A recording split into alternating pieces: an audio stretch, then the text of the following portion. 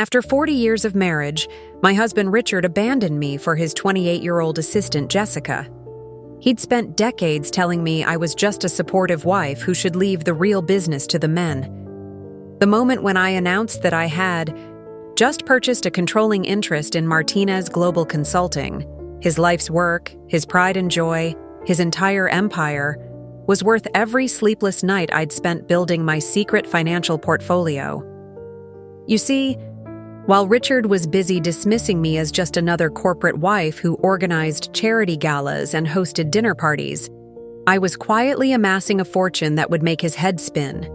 Investment properties, stock portfolios, business acquisitions, all hidden behind shell companies and trust funds he never knew existed. When he walked out on our marriage, thinking he was leaving me with nothing but alimony, he had no idea he was about to lose everything he'd worked for to the woman he'd underestimated for 4 decades.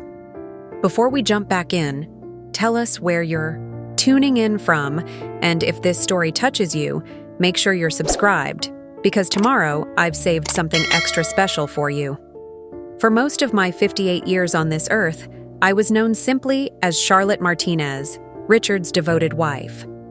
The woman who stood gracefully beside him at corporate events, who remembered every client's spouse's name, who could host a dinner party for 30 people without breaking a sweat. I was the perfect executive wife, polished, supportive, and seemingly content to live in the shadow of my husband's growing business empire. Richard Martinez was a force of nature in the consulting world. Tall, commanding, with silver hair that made him look distinguished rather than old, he had built Martinez Global Consulting from a small accounting firm into a multinational powerhouse. When people met us at industry events, they saw him as the brilliant strategist, the visionary leader who could turn around failing companies with his expertise. And me? I was the lovely accessory, the woman who made sure his life ran smoothly so he could focus on the important work. What none of them knew, what Richard himself never suspected, was that behind my perfect smile and designer dresses, I had been building something far more impressive than anything he could imagine. While he was busy taking credit for strategies I had quietly developed, while he was presenting ideas to clients that I had researched and refined, I was systematically creating my own financial empire, one investment at a time. It started innocently, enough. 25 years ago, my Aunt Eleanor passed away and left me a modest inheritance, about $200,000. Richard barely paid attention to it, dismissing it as nice pocket money that I could use for shopping or whatever. Wives do with their free time. He was too busy expanding his business to care about what he saw as small change. But I had learned something valuable from watching Richard's business for over a decade. I understood how companies worked, how markets moved, how to spot opportunities, before they became obvious to everyone else. The difference was, I had no ego to protect, no need to appear brilliant in front of clients. I could simply make smart decisions without fanfare. I took that inheritance and invested it in 3 small real estate properties in up-and-coming neighborhoods that Richard would have called beneath our social standing. While he was focused on prestigious office buildings and high-end developments, I was buying modest homes in areas where young professionals were just starting to move. Within 5 years, those properties had tripled in value, but I didn't stop there. I reinvested those profits into more real estate, then diversified into carefully selected stocks, then into small business acquisitions that Richard would have overlooked as insignificant. Companies that provided services to larger corporations, the unglamorous but essential businesses that keep the wheels of commerce turning. Every decision I made was calculated, researched, and executed with precision. While Richard was playing golf with potential clients and attending industry conferences, I was studying market trends, analyzing financial reports, and building relationships with real estate agents and business brokers who came to respect my judgment and discretion. The beauty of it all was that Richard never suspected a thing. I used my maiden name, Charlotte Thompson, for all my business dealings. I set up separate bank accounts, formed multiple LLCs, and created a complex but legal structure that kept my growing wealth completely separate from our joint finances. To Richard, I was simply his wife who happened to be good with managing our household budget and social calendar. I became an expert at living a double life. During the day, I would attend charity board meetings and plan fundraising galas, activities that Richard encouraged because they enhanced his reputation in the community. But what he didn't know was that these connections gave me access to insider information about upcoming developments, business opportunities, and investment possibilities that weren't yet public knowledge. When the wife of a major developer mentioned, over lunch, that her husband was planning a new shopping complex in a certain area, I would quietly purchase land nearby before the announcement drove up prices. When I overheard at a charity auction that a particular company was struggling and might be for sale, I would research their financials and position myself to make an offer if the opportunity arose. The irony was delicious. Richard often praised me for my excellent networking skills and my ability to gather information at social events. He had no idea that I was using those very skills to build a business empire that would eventually dwarf his own. Year after year, my portfolio grew. What started as a modest inheritance became millions, then tens of millions. I owned rental properties across 3 states, held significant stakes in a dozen different companies, and had investment accounts that generated more passive income than Richard's salary. But I lived exactly as I always had, the devoted wife who was content with her role as the supportive partner. The most challenging part wasn't hiding the money, it was hiding my intelligence. For decades, I had to pretend that I didn't understand complex business concepts that I had actually mastered years earlier. I had to nod appreciatively when Richard explained basic financial principles to me as if I were hearing them for the first time. I had to ask naive questions about his business deals while secretly analyzing them and often spotting flaws that he had missed. There were moments when I wanted to speak up, to share my insights, to be recognized as the strategic mind I knew myself to be. But I had learned early in our marriage that Richard's ego couldn't handle being contradicted or overshadowed, especially by his wife. So I played the role he expected me to play, all while building something he could never have imagined, the D. Hardest part was watching him make mistakes that I could have prevented. Investments that I knew would fail, partnerships with people I had researched and found questionable, expansion plans that ignored market realities I had already identified. But I had made my choice, to work in the shadows, to build my own success, rather than try to fix his. Now, as I sit here preparing to tell you how it all unraveled for Richard, I can't help but smile at the beautiful irony of it all. The man who spent 40 years underestimating his wife, who thought he was leaving me helpless and dependent, was about to discover that he had been living with someone far more successful than he could ever dream of being. Let me take you back to the beginning to understand how we got to this point. Richard and I met in 1984 when I was just 18 years old, and he was 23, a recent graduate from business school with ambitious dreams and an infectious confidence that made everyone around him believe he was destined for greatness. I was working as a receptionist at a small accounting firm in downtown Seattle, putting myself through college one class at a time, when Richard walked in wearing his only good suit and carrying a briefcase that I later learned was borrowed from his father. He was there for a job interview, but the position had already been filled. I watched him charm the office manager, turn a rejection into a networking opportunity, and leave with 3 business cards and invitations to 2 different industry events. That was Richard. He could walk into any room and somehow make it work, in his favor. When he asked me out for coffee that same afternoon, I was completely swept off my feet. Our courtship was a whirlwind of romantic dinners at restaurants he couldn't afford, and grand gestures that should have been red flags but felt like fairy tale moments to a young woman who had grown up in a modest household where love was practical rather than passionate. Richard painted pictures of our future together, the successful business he would build, the beautiful home we would share, the life of comfort and prestige that awaited us. What I didn't realize then was that Richard's vision of our future had very specific roles assigned. He would be the brilliant businessman, the public face of our success, the decision maker and strategic mastermind. I would be the supportive wife, the gracious hostess, the woman who made his success possible by handling everything else so he could focus on building his empire.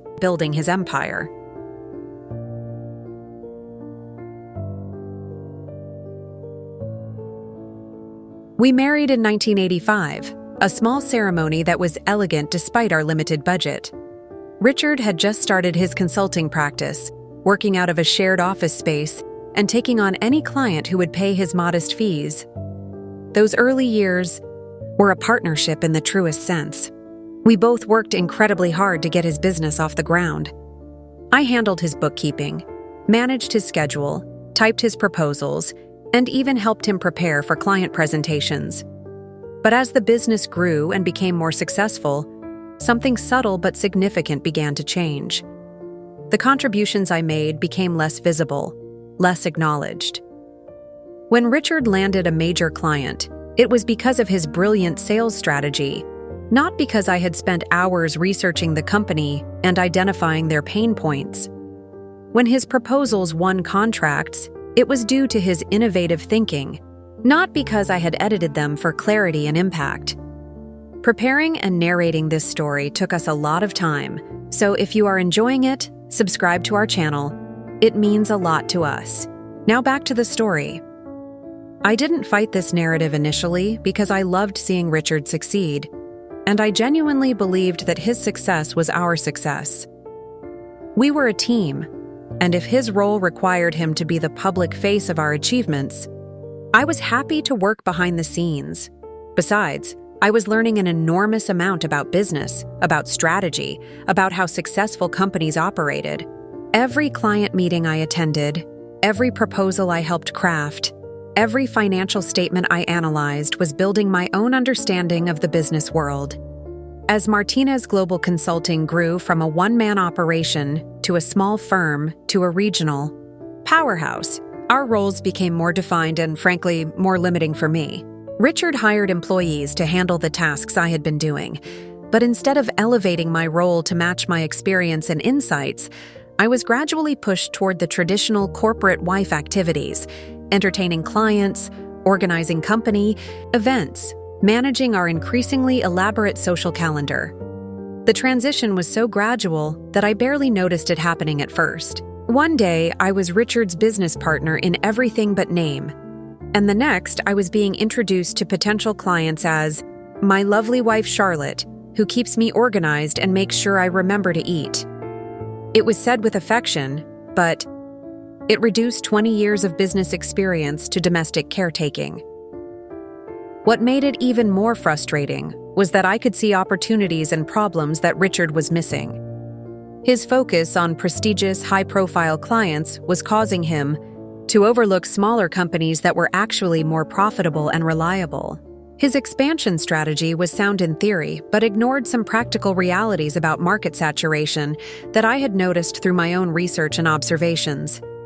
But whenever I tried to share these insights, Richard would listen politely and then explain why I didn't quite understand the complexities of business strategy. He never said it meanly. He genuinely believed he was being patient and educational. In his mind, I was intelligent and observant, but I lacked the formal business education and experience necessary to really grasp the big picture. This dynamic became the foundation of our marriage for the next 2 decades. Richard made the decisions and took the credit, while I provided support and input that was appreciated but not truly valued. I managed our personal finances with remarkable success, turning our household budget into a model of efficiency and even generating significant savings through careful investment of our surplus income. But these achievements were seen as natural extensions of my domestic responsibilities rather than evidence of business acumen. The most painful part was watching Richard make mistakes that I could have prevented if he had truly listened to my concerns. There was the partnership with a consulting firm that I had researched and found financially unstable. They went bankrupt 18 months later, taking a significant chunk of Richard's investment with them. There was the expansion into the Portland market that I felt was premature. It struggled for 3 years before finally becoming profitable.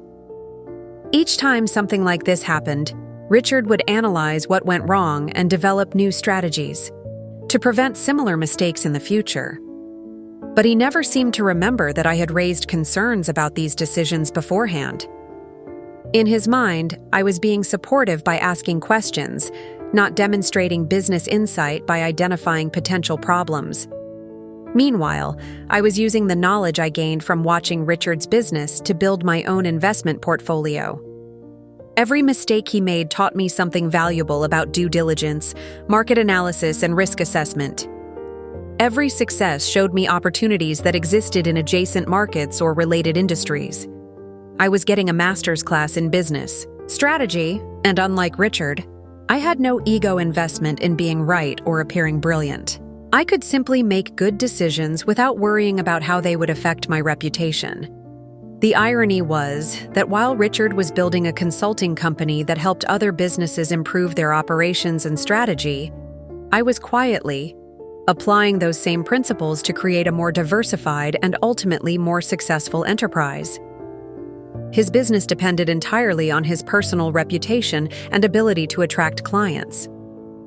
My investments were spread across multiple industries and markets, generating income whether I was actively involved or not. But I kept this growing success completely separate from our marriage. Richard saw me as his accomplished wife who was good with household finances and social obligations. He had no idea that the woman organizing his dinner parties was the same person who had just acquired 3 rental properties and a 40% stake in a small but profitable manufacturing company. As we approached our 40th wedding anniversary, I had become someone Richard didn't recognize, not because I had changed, but because he had never truly seen me in the first place. The foundations were already in place for what was about to become the most dramatic revelation of both our lives. The beginning of the end started with something as mundane as a forgotten lunch.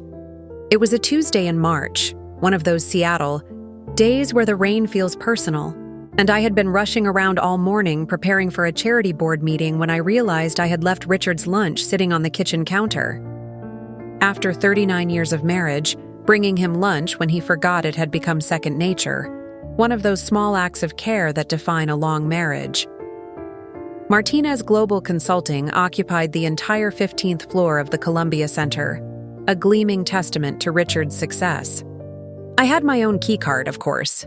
As the CEO's wife, I was expected to drop by occasionally for company events or client dinners. The staff knew me well, always greeting me warmly and updating me on their families or recent projects. To them, I was Mrs. Martinez, the boss's lovely wife who remembered everyone's birthday and sent flowers when someone was in the hospital. That day, however, the usual receptionist wasn't at her desk, and the office seemed unusually quiet. I made my way toward Richard's corner office, passing the conference rooms where I had attended countless meetings, the cubicles where employees I had watched grow from interns to managers worked on projects that kept the company profitable. Richard's office door was closed, but I could hear voices inside. His deep baritone and a lighter feminine voice that I recognized as Jessica Chen, his executive assistant. Jessica had been with the company for 3 years, hired fresh out of graduate school with an MBA from Wharton and the kind of sharp intelligence that reminded me of myself at that age. I had always liked her professional demeanor and the efficient way she managed Richard's increasingly complex schedule. I was about to knock when I heard Jessica's voice more clearly. "Richard, we can't keep doing this. The other employees are starting to notice how much time we spend together behind closed doors." My hand froze inches from the door. There was something in her tone, intimate, concerned, familiar in a way that made my stomach clench with sudden understanding. Richard's response was quieter, but in the stillness of the hallway, I could make out every devastating word. "I know, sweetheart, but what choice do I have? I can't keep pretending that Charlotte and I have a real marriage when all we've become is business partners managing a shared life. You make me feel alive again, Jessica. Young, passionate, like I did before I got trapped in this suffocating routine." The lunch container slipped from my numb fingers, but somehow I managed to catch it before it hit the floor. 40 years of marriage, and he was calling our life together a suffocating routine to a woman young enough to be our daughter. "But what about the company?" Jessica asked. "If this comes out, it could affect your reputation, the business you've built. And Charlotte, she's been nothing but kind to me. I feel terrible about what we're doing to her." Richard's laugh was bitter in a way I had never heard before. "Charlotte will be fine. She's resilient, and frankly, she's probably been as bored with our marriage as I have been. As for the company, it's mine. I built it from nothing. Charlotte's been a lovely accessory, but she's never understood the real business.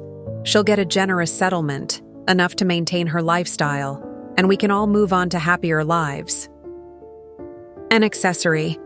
After 4 decades of partnership, of support, of building his success together, he saw me as a lovely accessory. "Are you sure about that?" Jessica's voice carried a note of doubt that would have been comforting if I weren't reeling from the betrayal. "Charlotte seems much more perceptive than you give her credit for.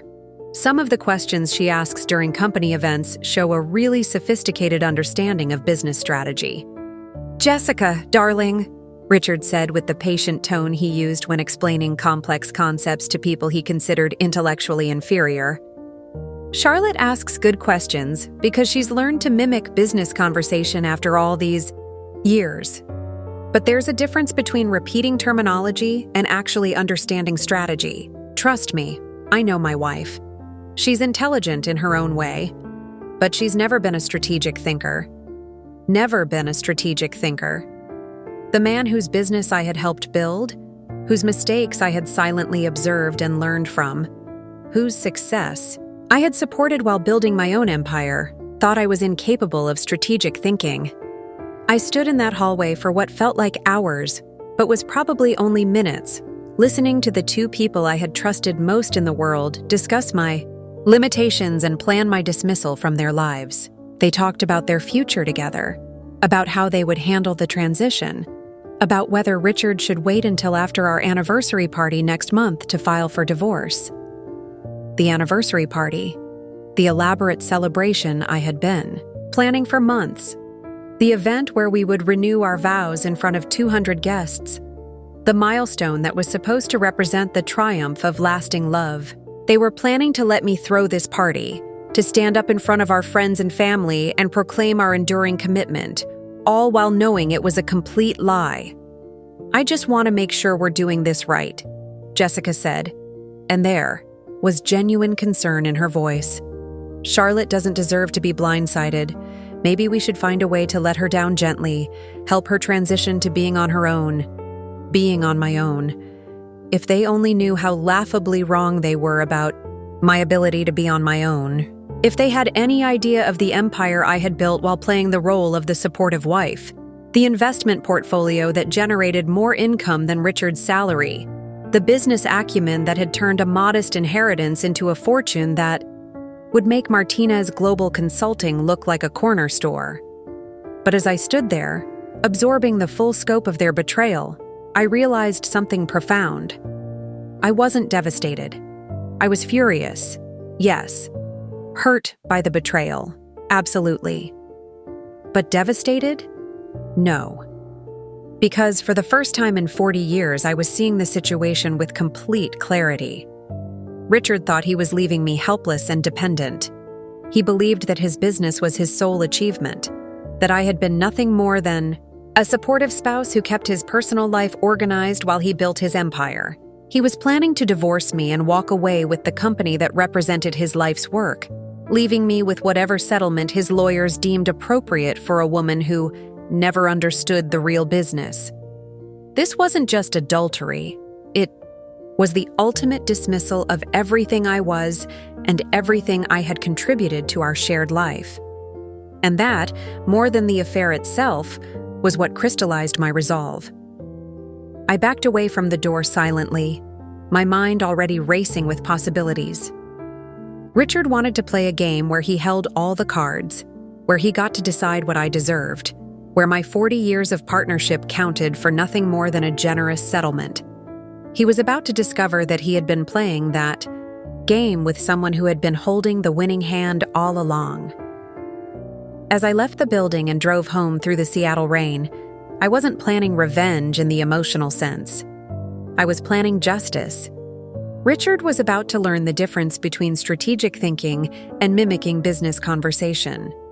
And Jessica was about to discover what happened when you underestimate the lovely accessory who had been building an empire while everyone else was distracted by the more obvious show. The real game was about to begin, and for the first time in our marriage, I was going to be playing it openly.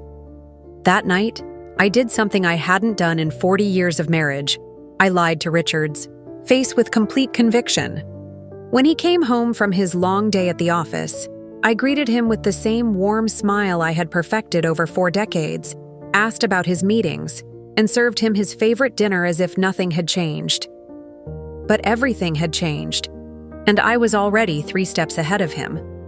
While Richard ate and complained about a difficult client, I was mentally cataloging everything I knew about Martinez Global Consulting's financial structure, client relationships, and operational vulnerabilities. While he told me about his upcoming business trip to Portland, which I now suspected was a romantic getaway with Jessica, I was calculating exactly how much capital I would need to execute the plan that was already forming in my mind. The beauty of having been dismissed as intellectually inferior for so long was that Richard had no idea how much sensitive information he had shared with me over the years. Business strategies discussed over dinner, client problems mentioned in passing, financial concerns he had talked through while I appeared to be only half listening. He had treated me like a diary, someone safe to think out loud with because I supposedly lacked the knowledge to understand the implications of what he was saying. How wrong he was. After Richard went to bed, I sat in my home office, the small room where I ostensibly managed our household finances and social calendar, and began the most important strategic planning session of my life. Spread across my desk were files that contained 25 years of carefully documented investments, business acquisitions, and financial growth. This was my real portfolio, the empire that Richard didn't know existed. My first call the next morning was to Margaret Walsh, the attorney who had been handling my investment structures for the past 15 years. Margaret was one of the few people who understood the full scope of my financial independence, and she had always been discreet about our professional relationship. When I told her I needed to schedule an urgent meeting to discuss new business opportunities, her tone immediately became focused and serious. "Charlotte, what's happened?" she asked, reading the tension in my voice despite my attempts to sound casual. "Let's just say it's time to stop playing defense and start playing offense," I replied. "How quickly can we move on a major acquisition?" Margaret had been a corporate attorney for 30 years before specializing in investment law, and she understood immediately that this wasn't about adding another rental property to my portfolio. Depending on the target and financing structure, anywhere from 2 weeks to 2 months. What kind of acquisition are we talking about? "The kind that would make headlines," I said simply. "I'll see you this afternoon." While Richard was at the office conducting his secret affair, I spent the morning conducting reconnaissance that would have made a military strategist proud. I contacted David Kim, a business broker I had worked with on 3 previous acquisitions, and asked him to run a preliminary valuation on Martinez Global Consulting. To him, I was exploring investment opportunities in the consulting sector. He had no idea I was pricing my husband's company for acquisition. "Interesting choice," David said when I mentioned Martinez Global. "Richard Martinez has built a solid reputation, but the company has some structural vulnerabilities that might make it a good target for the right buyer. Want me to dig deeper?" "Please do," I replied, marveling at the irony. Richard's own business practices, which I had observed and sometimes questioned over the years, were creating the very vulnerabilities that would enable me to acquire his company. My next stop was lunch with Patricia Holmes, who sat on the board of directors for 3 different consulting firms and knew the industry inside and out. Patricia and I had served together on several charity boards, and she had often remarked that I had an unusually sophisticated understanding of business for someone who wasn't in the industry. If she only knew. "Patricia," I said over salad, "at our usual restaurant, I'm considering diversifying my investment portfolio into professional services. What's your take on the consulting market right now?" Her eyes lit up with interest. Patricia loved talking business almost as much as she loved discretion, which made her the perfect source for intelligence gathering. "It's a seller's market for established firms, but there are some interesting opportunities for buyers who know what to look for," she said, leaning forward conspiratorially. "The industry is consolidating, and some of the older, single-owner firms are vulnerable to well-capitalized competitors. Take Martinez Global, for example. Solid reputation, good client base, but completely dependent on Richard Martinez's personal relationships. If something happened to him, or if he wanted to retire, that company would be extremely vulnerable to acquisition." I kept my expression neutral while my pulse quickened. "That's fascinating. What would make a firm like that attractive to an acquirer? The client contracts, the established systems, the trained staff, all the infrastructure that took decades to build. A smart buyer could acquire a company like Martinez Global for a fraction of what it would cost to build that reputation from scratch. Of course, they'd have to structure the deal carefully to retain the key personnel and client relationships. By the time our lunch ended, I had a roadmap for exactly how to approach the acquisition of Richard's company. More importantly, I had confirmation that my strategy was not only feasible, but potentially brilliant from an investment perspective. That afternoon, Margaret and I spent 3 hours in her conference room planning what she called the most sophisticated corporate acquisition strategy she had ever helped design. My financial position was even stronger than I had realized. The combination of my real estate portfolio, stock holdings, and business investments gave me access to more than enough capital to buy Martinez Global Consulting outright. "Charlotte," Margaret said as we reviewed the preliminary numbers, "I have to ask, why this particular company? There are dozens of consulting firms that would be excellent investments with less personal complexity." I smiled at her diplomatic phrasing. "Let's just say I have insider knowledge about this company's operations and growth potential that gives me a significant advantage as a buyer." Margaret nodded slowly, understanding that there were aspects of this acquisition that I wasn't ready to discuss, even with her. "In that case, let's make sure we structure this deal to maximize your advantages while protecting your interests completely." Over the next week, while Richard continued his affair and planned our anniversary party, I assembled a team of professionals who could execute the most important business deal of my life. A forensic accountant to analyze Martinez Global's financial records. A private investigator to document Richard's relationship with Jessica, not for divorce proceedings, but to ensure I had complete information about potential complications. A media consultant to help manage the public relations aspects of the acquisition. Each team member was hired through separate attorneys and consulting firms, ensuring that nothing could be traced back to me until I was ready for the revelation. To the outside world, Charlotte Martinez was still the devoted wife planning her anniversary party and managing her charity obligations. But in reality, I was orchestrating the most carefully planned hostile takeover in the consulting industry's recent history, and the target had no idea he was being hunted by his own wife. The most delicious part of the entire operation was how easy it was to gather intelligence. Richard continued to discuss business challenges at dinner, never imagining that his strategically limited wife was filing away every piece of information for future use. When he mentioned losing a potential client to a competitor, I made note of vulnerabilities in his sales process. When he complained about cash flow issues related to a delayed payment, I understood exactly how leveraged his company had become. By the end of that first week, I had a complete picture of Martinez Global Consulting's financial position, strategic weaknesses, and growth potential. I also had a detailed plan for acquiring the company in a way that would be completely legal, financially sound, and absolutely devastating to Richard's ego. The man who thought he was planning to leave me with a settlement was about to discover that I was planning to leave him with nothing but a severance package from his own company. The anniversary party he was dreading as the last obstacle before his new life with Jessica was about to become the stage for the most spectacular reversal of fortune in corporate history. And the best part? He was going to help me plan every detail of his own professional destruction. The morning of our 40th anniversary party, Richard woke up believing it would be one of the last charades he'd have to perform before starting his new life with Jessica.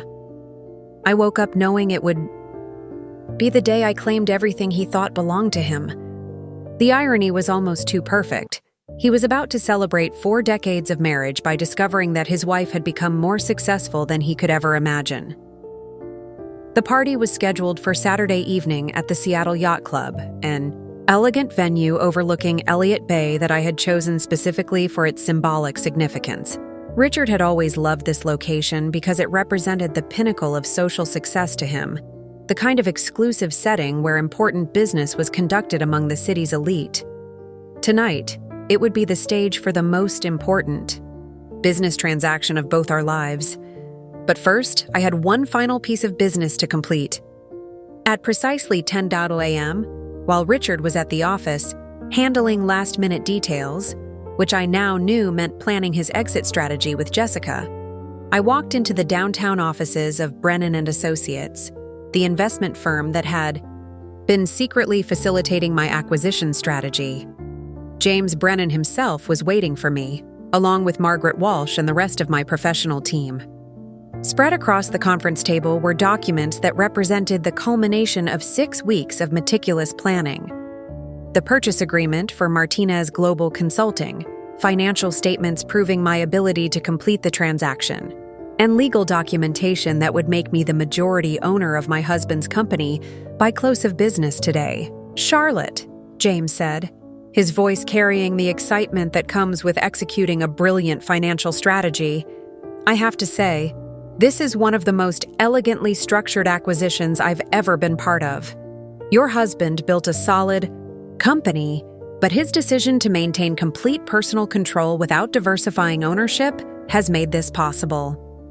I smiled as I reviewed the final papers. Richard's ego had always demanded that he be the sole owner of Martinez Global Consulting. He had refused offers from partners, rejected opportunities to bring in outside investors, and maintained absolute control over every aspect of his business. The very pride that made him dismiss me as strategically inferior had created the vulnerability that would allow me to acquire his company completely.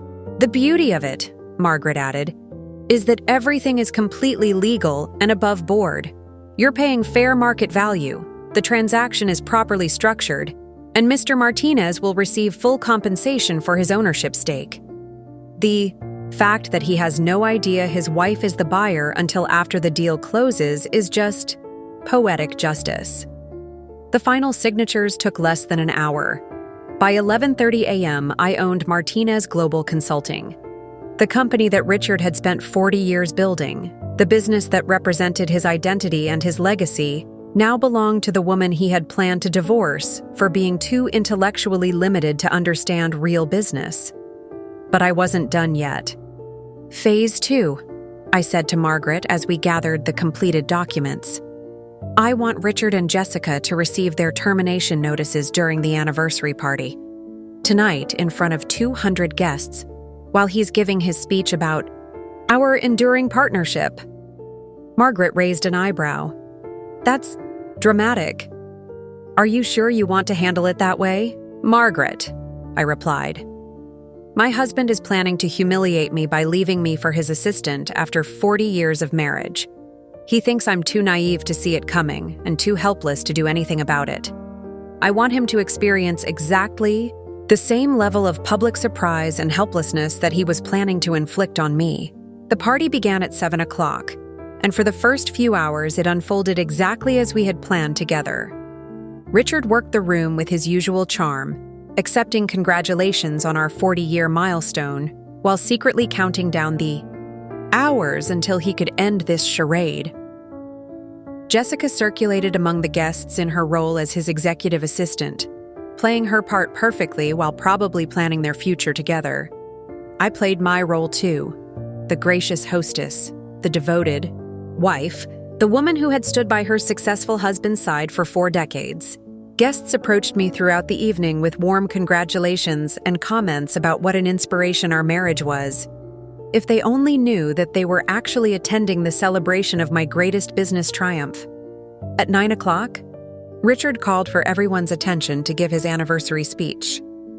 As he stood at the microphone, looking handsome and distinguished in his perfectly tailored tuxedo, I felt a moment of sadness for what we had once been. But then I remembered his words to Jessica about me being a lovely accessory, and my resolve hardened. "Ladies and gentlemen," Richard began, his voice carrying easily across the elegant ballroom, "Charlotte and I are so grateful that you're here to celebrate this milestone with us. 40 years of marriage is a testament to partnership, to supporting each other through challenges and triumphs, to building a life together that's greater than the sum of its parts." The irony was breathtaking. He was describing the marriage we could have had if he had ever truly seen me as an equal partner instead of a supporting player in his success story. "Charlotte has been the foundation of everything I've achieved," he continued, and I could see Jessica watching from the edge of the crowd, probably wondering how he could speak these words while planning to leave me for her. While I've been focused on building Martinez Global Consulting, she has created the home and the life that she has been my anchor, my constant support, the woman who kept our family strong while I pursued my ambitions. This was my cue. I had arranged for the termination letters to be delivered at exactly this moment, when Richard was in the middle of praising my supportive role. As he spoke about my constant support, a courier approached Jessica with an official envelope. She opened it discreetly, probably thinking it was some kind of party logistics issue. I watched her face change as she read the contents. Confusion, then shock, then something approaching panic as she realized she was holding her termination notice, effective immediately, signed by the new owner of Martinez Global Consulting. "And so," Richard was saying, "I want to toast the woman who has stood beside me through everything, who has been my partner in the truest sense." That's when Jessica approached the podium, her face pale with shock. She whispered something urgent in Richard's ear, and I saw his expression shift from confused to alarmed as she handed him a matching envelope. The ballroom fell silent as Richard opened his termination letter. I had crafted the language carefully. "Dear Mr. Martinez, please be advised that your employment with Martinez Global Consulting is terminated effective immediately. As the new majority owner, I have decided to restructure the leadership team. Your final compensation package is detailed in the attached documentation. Sincerely, Charlotte Martinez, CEO." Richard's face went through a fascinating series of emotions as he processed what he was reading. Confusion gave way to disbelief, then to a growing horror as he began to understand the implications. He looked up from the letter, his eyes scanning the crowd until they found me standing near the back of the room. "Ladies and gentlemen," I said, stepping forward as conversations began to buzz around the ballroom, "I think there's been a slight change to tonight's program. My husband was just about to toast our partnership, and I'd like to respond to that." I walked to the podium, where Richard stood frozen, still holding the termination letter. "Darling," I said sweetly, taking the microphone from his nerveless fingers, "you were saying something about partnership?" The room was completely silent now. 200 guests sensing that they were witnessing something unprecedented, but not yet understanding what. "Richard just spoke beautifully about how I've supported his success for 40 years, I continued, smiling at the stunned faces in the audience. What he didn't mention is that while he was building Martinez Global Consulting, I was building something even more impressive. Today, I acquired his company. I am now the majority owner and CEO of what used to be Martinez Global Consulting." The silence that followed was absolute. You could have heard a champagne flute drop in that ballroom. The first sound to break the stunned silence was Richard's voice, cracked and desperate in a way I had never heard before. "This is impossible," he said, loud enough for the entire ballroom to hear. "Charlotte, what are you talking about? You can't buy a company. You don't have that kind of money. You don't understand business." Even in his shock, even while holding the termination letter that proved otherwise, Richard's first instinct was to dismiss my capabilities. 40 years of marriage, and he still couldn't believe that I might be more than the supporting role he had assigned me. I smiled at him with the same patient expression he had used on me countless times when explaining why I didn't understand complex business concepts. "Oh, Richard," I said, my voice carrying clearly through the microphone to every corner of the ballroom. "That's where you're wrong. I understand business perfectly. I've just been understanding it quietly." The guests were beginning to murmur among themselves, some pulling out phones to record what was clearly becoming an extraordinary moment. I could see Margaret Walsh near the bar, filming everything with a subtle smile of professional satisfaction. This wasn't just personal vindication.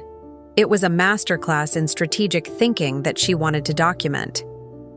"Ladies and gentlemen," I continued, addressing the crowd with the same confidence I had learned from watching Richard work rooms for decades. "I know this is unexpected, but let me explain what you're witnessing. For 25 years, while supporting my husband's business, I've been building my own investment portfolio. Real estate, stock acquisitions, business purchases, all completely separate from our joint finances and all remarkably successful." Richard was staring at me as if I were speaking a foreign language. "That's impossible," he repeated, but his voice was weaker now, uncertainty creeping in as he began to process the reality of the legal documents in his hand. "Is it?" I asked, turning back to face him directly. "Richard, who do you think analyzed the market conditions that made your Portland expansion possible? Who identified the inefficiencies in your billing system that increased your profit margins by 12%? Who suggested the client retention strategies that became the foundation of your business model?" I could see recognition dawning in his eyes, memories of conversations where I had offered insights that he had absorbed and later presented as his own strategic thinking. "The difference between us," I continued, "is that I never needed to take credit for my ideas to feel successful. I was content to let you present our collaborative work as your individual brilliance. But you mistook my generosity for inability, my support for weakness." Jessica, who had been standing frozen beside the podium, suddenly found her voice. "Mrs. Martinez, I'm so sorry. I had no idea about your business experience. If you had known what?" I asked, my tone not unkind, but absolutely clear. "If you had known that I was capable of strategic thinking, would that have changed your decision to have an affair with my husband? Or would you have just been more careful about where you discussed your plans?" The gasp that went through the crowd was audible. Several guests pulled out their phones, clearly realizing they were witnessing the kind of social drama that would be talked about for years. Richard's face had gone from pale to flushed red. "Charlotte, you're making a scene. This is our anniversary party. These are our friends and business associates. Can we please discuss this privately?" "Privately?" I laughed, and it was a sound I barely recognized. Free, genuinely amused, unfiltered, by the need to protect his ego. "Richard, you were planning to blindside me with divorce papers next week. You've been conducting an affair with your assistant for months while I planned this celebration of our marriage. You've spent 40 years dismissing my intelligence in front of these same friends and business associates. But now that the truth is coming out, you want privacy?" Patricia Holmes, my lunch companion who had unknowingly provided intelligence about the consulting industry, was staring at me with something approaching awe. "Charlotte," she called out from the crowd, "are you saying you've been investing in business acquisitions all these years?" "Among other things," I replied. "Patricia, remember our conversation about vulnerable consulting firms? About how Martinez Global was dependent on a single owner's personal relationships? You gave me the final confirmation I needed that my acquisition strategy was sound." Patricia's mouth fell open as she realized she had been talking to not just a fellow board member, but a sophisticated investor who had been gathering market intelligence over salad and white wine.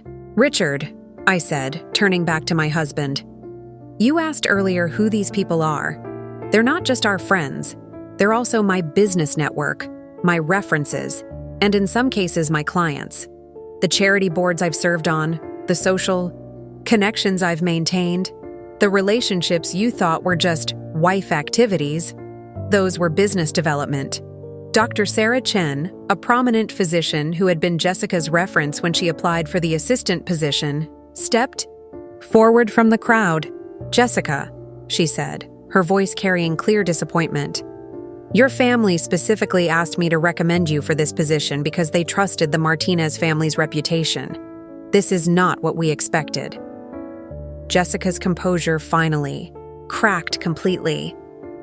"I'm sorry," she said, tears starting to flow. "I'm so sorry to everyone. I never meant for it to happen this way."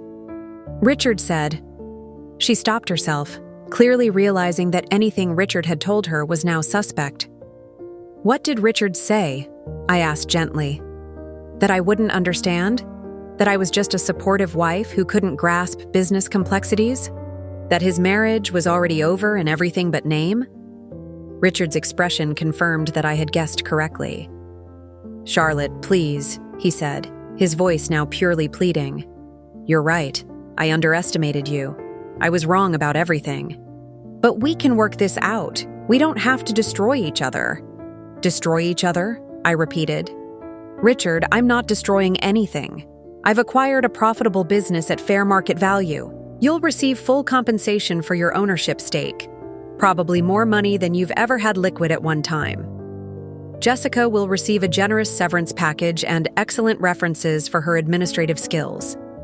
I paused, looking around the ballroom at the faces of people who were seeing me clearly for perhaps the first time in decades. "What I'm destroying," I continued, "is the illusion that I was ever dependent on you. The illusion that your success was individual rather than collaborative. The illusion that I needed your protection or your permission to be successful." Thomas Wright, Richard's longtime golf partner and fellow business owner, spoke up from near the bar. "Richard, man, I have to ask, did you really not know about Charlotte's investments? Because she's been giving me financial advice for years. Best stock tips I ever got came from your wife." Richard spun around to stare at Thomas. "What are you talking about?" "The biotech company she recommended in 2019, the renewable energy fund she told me about last year. Charlotte's been running circles around my financial advisor. I just assumed you knew." As more guests began to speak up, sharing their own experiences of my business insights and financial acumen, Richard's face showed the gradual realization that he had been living with a stranger. Not because I had changed, but because he had never bothered to really see who I was. "So what happens now?" Richard asked finally, his voice small and defeated. I looked at him with something that might have been affection for the man I had once loved, mixed with pity for the person he had chosen to become. "Now you start over, Richard. You're 58 years old. You have a substantial nest egg from the company sale, and you have 40 years of experience in consulting. You're perfectly capable of building something new." I gestured toward Jessica, who was standing apart from the crowd, clearly mortified. "And you have Jessica, who wanted a fresh start with you. Now you can both have exactly that. Fresh starts, new opportunities, no ties to the past." "What about you?" he asked. I smiled, feeling lighter than I had in decades. "I have a company to run." 6 months later, I stood in the corner office that had once been Richard's, looking out at the Seattle skyline through floor-to-ceiling windows that now framed my view as CEO of what was now called Thompson Martinez Consulting. The name change had been my first executive decision, honoring both my maiden name and the legacy that Richard had built, while making it clear that this was a new era under new leadership. The transformation had been more dramatic than even I had anticipated. Within weeks of the acquisition, 3 major clients had specifically requested to work directly with me, citing conversations we'd had at various social events where I had demonstrated insights that had impressed them. It turned out that my 40 years of supporting Richard had created a reputation for strategic thinking that extended far beyond what either of us had realized. Margaret Walsh had been right when she called it poetic justice, but even she hadn't predicted how successful the transition would be. In the 6 months since I'd taken over, Martinez Consulting had increased its client base by 30%, expanded into 2 new service areas, and achieved profit margins that Richard had never reached during his best years. The key had been something Richard never understood. Listening was more powerful than speaking. While he had been focused on impressing clients with his expertise and commanding presence, I had spent decades actually hearing what people needed, understanding their real challenges, and developing solutions that addressed root causes rather than symptoms.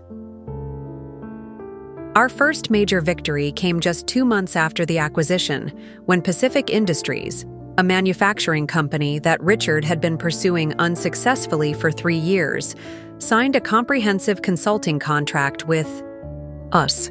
During the negotiation meeting, their CEO, Maria Santos, had looked directly at me and said, "Mrs. Martinez, your questions about our supply chain vulnerabilities at the Heart Foundation Gala last year showed us that you understand our business better than most of the consultants we've interviewed. We want to work with someone who actually gets it." That contract alone had generated more revenue than Richard's biggest deal from the previous year. More importantly, it validated my approach to business development, building genuine relationships, based on understanding and trust rather than flashy presentations and aggressive sales tactics. The staff transition had been surprisingly smooth as well. Most of the employees had recognized my contributions long before the official change in ownership, and several had privately admitted they were excited to work under leadership that valued collaborative problem-solving over individual ego. Jennifer Walsh, our head of operations, had actually thanked me for creating an environment where the best ideas win, regardless of who suggests them. Even more satisfying had been watching the company culture evolve. Without Richard's need to be the smartest person in every room, our team meetings had become genuinely collaborative sessions where junior associates felt comfortable proposing innovative solutions.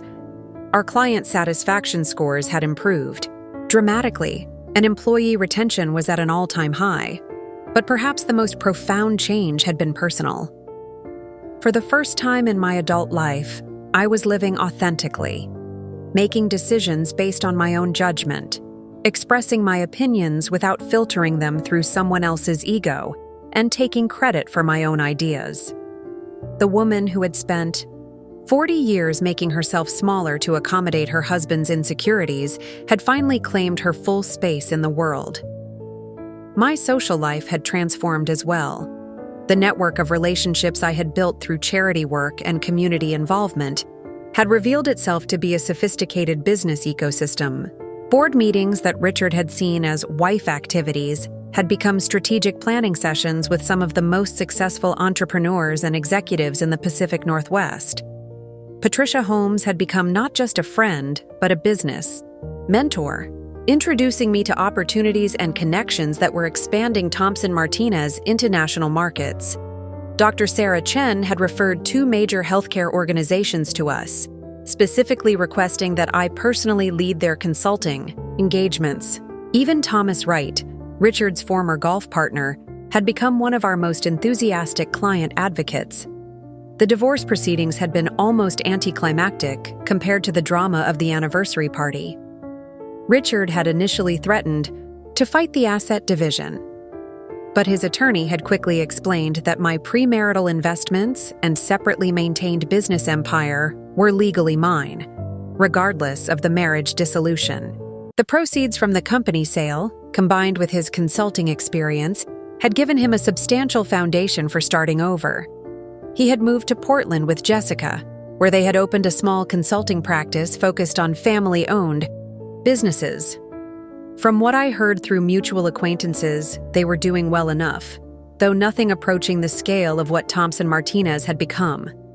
Jessica had proven to be competent at operations management and Richard's sales. Skills were still effective with smaller clients who were impressed by his experience. I felt no animosity toward either of them anymore. Richard's betrayal had been devastating at the time, but it had also been the catalyst that forced me to stop hiding my capabilities and start claiming my rightful place in the business world. In a strange way, his affair with Jessica had been the greatest gift he could have given me, the final push I needed to stop living someone else's version of my life. The anniversary party had become legendary in Seattle business circles, not as a scandal, but as a masterclass in strategic planning and execution. Harvard Business School had actually contacted me about using the acquisition as a case study in their MBA program, focusing on how long-term relationship building and patient capital accumulation could create opportunities for unexpected market disruption. I had agreed to the case study, with one condition. The story had to emphasize that my success wasn't about revenge against Richard, but about finally allowing my authentic capabilities to emerge. The real lesson wasn't about hostile takeovers or marital drama. It was about the cost of underestimating people and the power of patient, strategic thinking. My office had become a destination for other women who had spent years in supporting roles, watching their ideas be credited to others or their contributions minimized. I had started an informal mentorship program, meeting monthly with wives of executives, female employees who felt overlooked, and women entrepreneurs who needed guidance on scaling their businesses. The most rewarding part of these conversations was seeing the moment when someone realized that their soft skills, relationship building, emotional intelligence, collaborative problem-solving, were actually sophisticated business capabilities that could be leveraged for extraordinary success. One afternoon, while reviewing quarterly reports that showed Thompson Martinez was now outperforming every competitor in our market segment, I reflected on the journey that had brought me to this moment. The woman who had spent 40 years believing that her role was to make other people successful had discovered that her greatest achievement was making herself successful. Richard had been wrong about many things, but he had been right about one. I had been the foundation of everything he achieved. What he never understood was that foundations don't exist to hold others up. They exist because they're strong enough to support whatever is built on them. I had simply decided to stop being his foundation and start being my own architect. The view from the corner office was spectacular, but the view from inside my own life was even better. At 58, I was just getting started. As I share this story with you today, I want you to understand that this isn't really about revenge, hostile takeovers, or even marital betrayal. This is about something much more fundamental: the cost of allowing others to define your worth and the transformative power of finally seeing yourself clearly. For 40 years, I believed that being a good wife meant making myself smaller so my husband could appear larger. I convinced myself that supporting his success was the same thing as achieving success myself. I accepted that my role was to be the wind beneath his wings, never questioning whether I might be capable of flying on my own. The saddest part wasn't that Richard underestimated me. It was that I had internalized his view of my limitations. I had become so skilled at playing the supporting role that I almost forgot I was acting. The woman who could analyze market conditions, identify business opportunities, and execute complex investment strategies had convinced herself that she was just a supportive wife who was good with household finances. This is the trap that so many of us fall into, regardless of gender, age, or circumstances. We accept other people's assessments of our capabilities. We allow ourselves to be defined by the roles others assign us. We become so invested in maintaining relationships and keeping peace that we sacrifice our own potential for growth and recognition. But here's what I learned during those 6 months of strategic planning, and what I want every person watching this to understand. Your capabilities are not determined by other people's ability to see them. Your worth is not dependent on external validation. Your potential is not limited by the roles others expect you to play.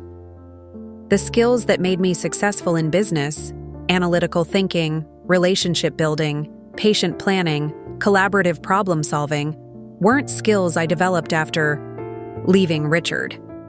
They were capabilities I had been demonstrating for decades while being told I was just a supportive wife. The only thing that changed was my willingness to claim credit for my own abilities. How many of you are watching this story and recognizing patterns in your own life? How many of you have ideas that get credited to others? How many of you have been told you're good at support when what you're actually good at is strategy, leadership, and execution? How many of you have accepted limitations that were placed on you by people who benefited from your diminished expectations? The business world is full of people like Richard, individuals who are so invested in their own narrative of success that they can't recognize the contributions of others, especially those they consider subordinate or supportive. But it's also full of people like me, individuals with extraordinary capabilities who have been taught to hide their light under someone else's bushel. I want to talk specifically to the women watching this because we're often socialized to believe that ambition and humility are mutually exclusive, that claiming credit for our achievements is somehow unseemly or aggressive.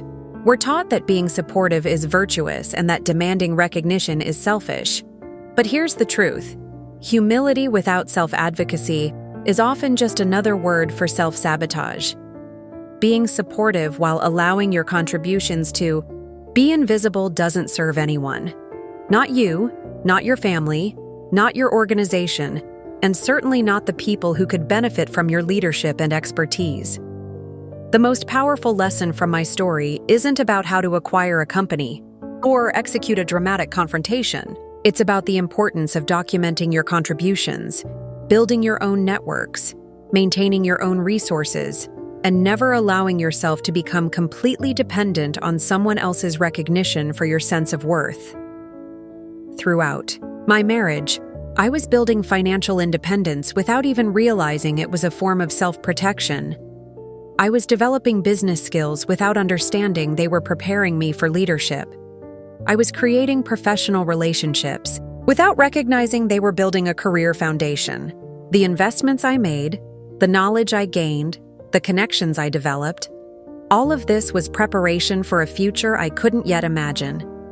This is why I encourage everyone, regardless of your current situation, to always be building your own platform. Develop skills that belong to you. Create relationships that exist independently of your current role. Maintain financial resources that give you choices. Document your contributions and achievements. Never allow yourself to become so integrated into someone else's success that you lose track of your own capabilities. But I also want to address the men watching this story, because not all of you are like Richard. Some of you recognize and celebrate the capabilities of the people in your lives. Some of you understand that other people's success doesn't diminish your own achievements. Some of you have learned that the best partnerships are built on mutual recognition and shared credit. If you're in a relationship or working with someone whose contributions aren't being fully recognized, you have the power to change that dynamic. Speak up when ideas aren't properly attributed. Insist on shared credit for collaborative achievements. Use your platform to elevate others rather than only promoting yourself. The most successful leaders I know now are those who understand that lifting others up creates more value than pushing them down. For those of you who see yourselves in Richard's position, perhaps you've been taking credit for collaborative work, or maybe you've been dismissing the capabilities of people in supporting roles. It's not too late to change. The business world is evolving toward more collaborative, inclusive models of success. Leaders who can't recognize and develop talent in others are becoming obsolete, while those who build strong teams through genuine partnership are thriving. The consulting firm I now run is successful, not because I'm individually brilliant, but because I've created an environment where everyone's best ideas can emerge and be implemented. The clients we serve get better results because they're working with a team that values collaboration over individual ego. the employees who work with us are more innovative and productive because they know their contributions will be recognized and rewarded. This model isn't just more ethical, it's more profitable.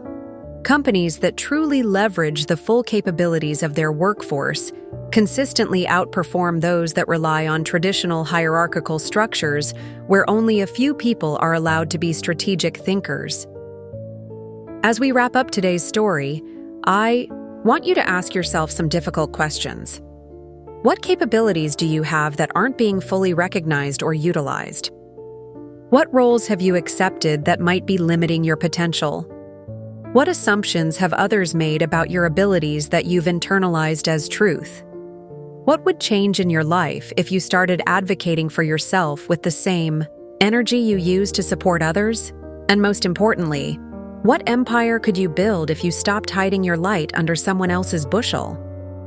The woman who bought her husband's company wasn't someone who suddenly developed business skills at 58. She was someone who finally decided to use the skills she had been developing and demonstrating for decades. The only difference was that she stopped asking for permission to be successful. I want to hear from you in the comments below. Tell me about a time when your contributions weren't recognized. Share a moment when you realized you were more capable than others believed. Describe a situation where you had to choose between keeping peace and claiming credit for your work. But most importantly, tell me what you're going to do differently after hearing this story. What steps will you take to build your own platform? What conversations will you have to ensure your contributions are properly recognized? What investments will you make in your own future success? If this story has inspired you to think differently about your own potential, make sure you subscribe to this channel because next week I'm sharing an even more incredible story about a woman who discovered her husband had been embezzling from their family business and how she used his own illegal activities to take control of everything he thought he owned. The stories I share aren't just entertainment. They're roadmaps for recognizing your own power and claiming your rightful place in the world. Your capabilities are real. Your contributions matter. Your potential is unlimited. The only question is, when will you stop hiding and start shining? But there's something I haven't told you yet about what happened in those crucial months after the anniversary party, something that goes deeper than business success or public vindication. While the world was watching the dramatic corporate takeover and marveling at the strategic brilliance of the acquisition, I was going through a much more personal transformation that would prove to be just as significant as owning my own company.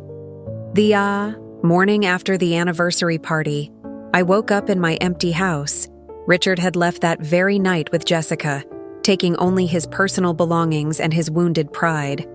And for the first time in 40 years, I had to face a question I had never asked myself: who was Charlotte It sounds simple, but it was actually terrifying. I had defined myself in relation to other people for so long that I wasn't sure what my authentic preferences, desires, and dreams even were. Did I actually enjoy hosting elaborate dinner parties? Or had I done it because it was expected? Did I genuinely like the charities I supported? Or had I chosen them because they enhanced Richard's business reputation?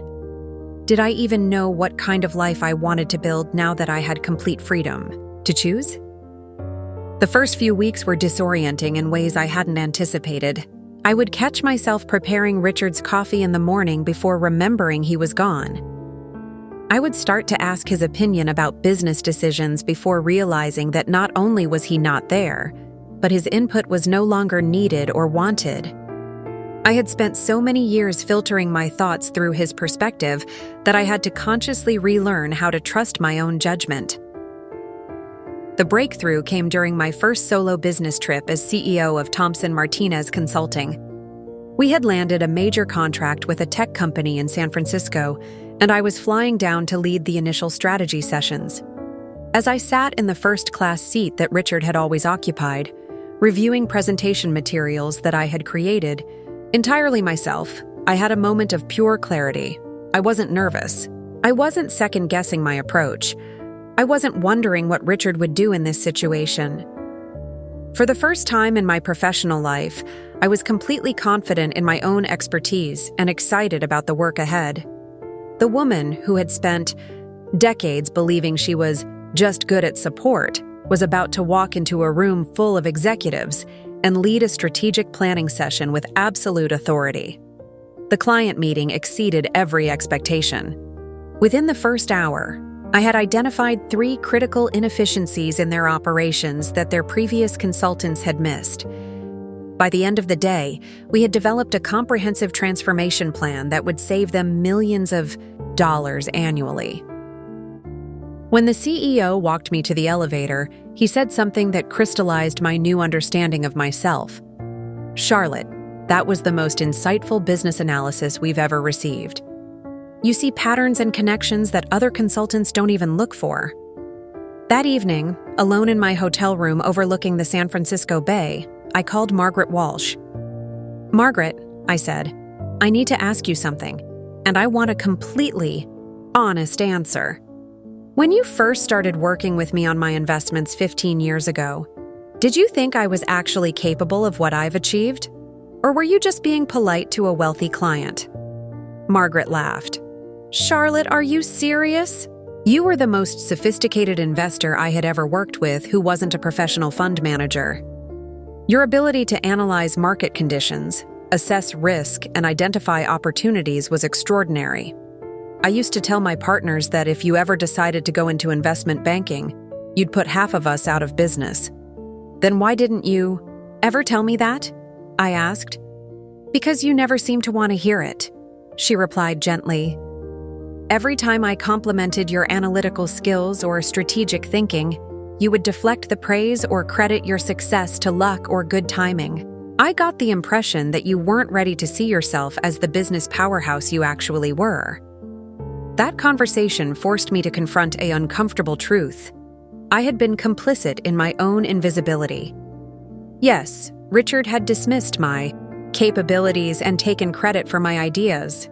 Yes, he had limited my role and minimized my contributions. But I had also accepted those limitations, internalized those diminishments, and convinced myself that I was fortunate to be included rather than essential to the success we achieved together. The real transformation wasn't just about claiming credit for my business acumen. It was about fundamentally changing how I saw myself and what I believed I deserved. This meant examining patterns that went back much further than my marriage to Richard.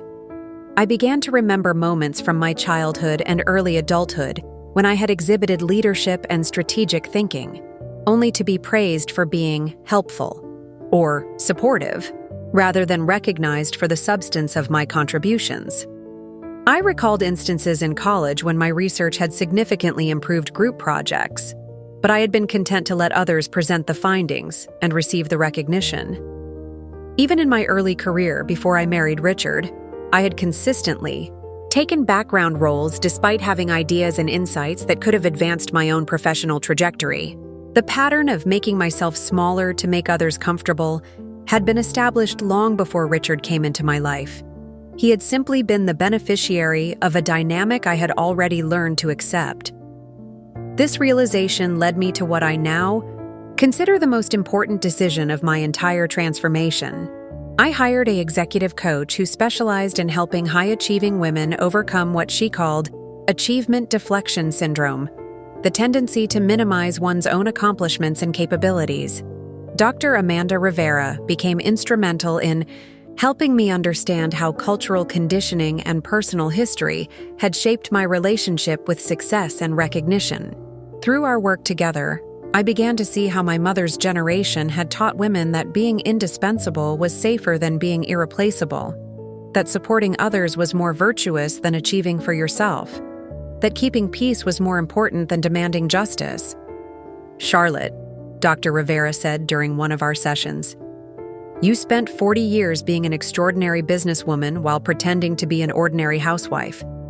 The skills that made you successful, analysis, strategy, relationship building, long-term planning, these weren't hobbies or natural talents. They were professional competencies that you developed to a level that most MBAs never achieve." She helped me understand that my investment success hadn't been beginner's luck.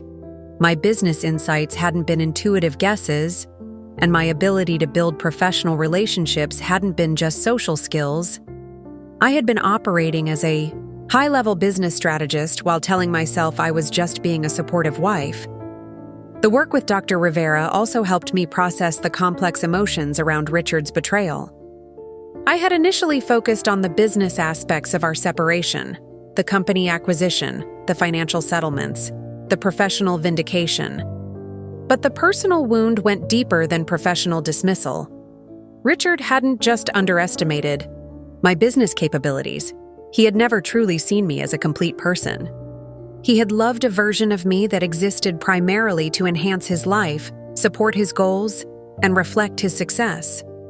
The woman I actually was, ambitious, strategic, intellectually curious, professionally capable, had been invisible to him not because I was hiding her, but because he had never been interested in discovering her. This understanding led to a profound shift in how I approached all my relationships, both personal and professional. I stopped automatically deferring to others in conversations. I began expressing my opinions directly rather than framing them as questions. I started taking credit for my ideas immediately rather than waiting for others to recognize my contributions. Changes were subtle but significant. In business meetings, I would say, I recommend this strategy because, instead of, what do you think about possibly considering? In social situations, I would share my accomplishments directly rather than deflecting compliments or minimizing achievements. Most importantly, I began to expect the people in my life to see and value my full capabilities rather than accepting relationships where I was appreciated only for what I could provide them. This internal transformation proved to be just as important as the external success of the company acquisition. I wasn't just claiming my professional identity. I was reclaiming my fundamental sense of self-worth and my right to take up space in the world as the capable, accomplished person I had always been. One of the most surprising aspects of my transformation was how dramatically it changed my relationships, not just with Richard and Jessica, but with virtually everyone in my life. When you stop playing small, when you stop deflecting recognition and start claiming your achievements, people respond to you differently. Some relationships deepened in wonderful ways. Others revealed themselves to be more superficial than I had realized, and entirely new connections emerged that would never have been possible when I was hiding my capabilities. The first person to notice the change was my sister-in-law, Diana, Richard's younger sister who had always been somewhat distant from our family. 3 months after the anniversary party, she called me out of the blue and asked if we could meet for lunch. I was surprised. Diana and I had never been particularly close, and I assumed she was calling to express sympathy for the divorce, or perhaps to take her brother's side in the separation. Instead, she shocked me with her first words.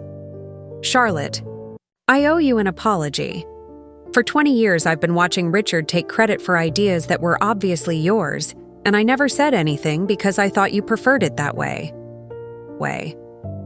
Diana worked as a senior vice president at a major bank, and she had been observing our family dynamics through the lens of someone who understood corporate politics and power structures.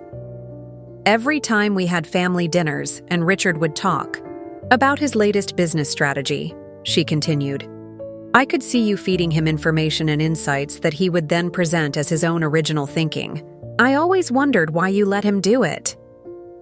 That lunch with Diana led to one of the most valuable professional relationships of my new life. She introduced me to her network of executive women, invited me to join a business leadership group she had founded, and became one of my strongest advocates in the financial community. More importantly, she helped me understand that there had been people watching my situation who recognized my capabilities, even when I wasn't claiming them myself. "Charlotte," she said as we finished our meal, "what you did at that anniversary party wasn't just about getting revenge on Richard. It was about finally allowing the rest of us to acknowledge what we'd been seeing all along. You gave us permission to treat you like the business leader you always were." This insight proved to be prophetic. Within weeks of our lunch, I started receiving invitations to speak at industry conferences, join corporate boards, and participate in high-level strategic discussions that I had never been included in while I was just Richard's wife. The same capabilities that had been invisible when I was playing a supporting role became highly sought after once I started claiming them openly. One of the most significant of these new opportunities came from Catherine Bradley, CEO of Pacific's Northwest Financial Group, who had been at the anniversary party and witnessed the entire revelation. She called me personally to invite me to join her company's advisory board. "Charlotte," she said, "I've been watching how you've transformed Thompson Martinez Consulting, and frankly, your strategic thinking is exactly what our board needs. But I'm not just interested in your business acumen. I'm interested in your perspective on leadership transition and organizational change." The advisory position with Pacific Northwest Financial led to consulting contracts with 3 other major corporations, all of whom were specifically interested in my expertise in hidden talent recognition and development. It turned out that my experience of being an invisible contributor in a family business was remarkably common in corporate America, and companies were eager to work with someone who understood how to identify and develop underutilized capabilities within their organizations. This specialization became one of Thompson Martinez Consulting's most successful service lines. We developed assessment tools for identifying employees whose contributions weren't being fully recognized, created mentorship programs that connected junior staff with senior leaders, and designed promotion processes that valued collaborative achievement alongside individual performance. But perhaps the most meaningful relationship that emerged from my transformation was completely unexpected. 6 months after the anniversary party, I received a letter from Jessica Chen. The letter was handwritten, formal, and clearly had taken considerable courage to send. In it, Jessica apologized not just for the affair, but for the way she had participated in dismissing my business capabilities. She wrote about how she had realized, in the months since leaving Seattle, that her own career advancement had been built partly on accepting Richard's assessment that I was intellectually limited. "Mrs. Martinez," she wrote, "I realize now that I was so focused on impressing Richard with my MBA and my strategic thinking that I never stopped to consider that the woman who had been married to him for 40 years might have developed equally sophisticated business skills. I allowed myself to believe his narrative about your limitations because it made me feel special to be the smart woman in his life. I was wrong, and I'm sorry." The letter included an unexpected request. Jessica and Richard's consulting practice in Portland was struggling, and she wondered if I might be willing to provide some guidance about business development and client relationship management.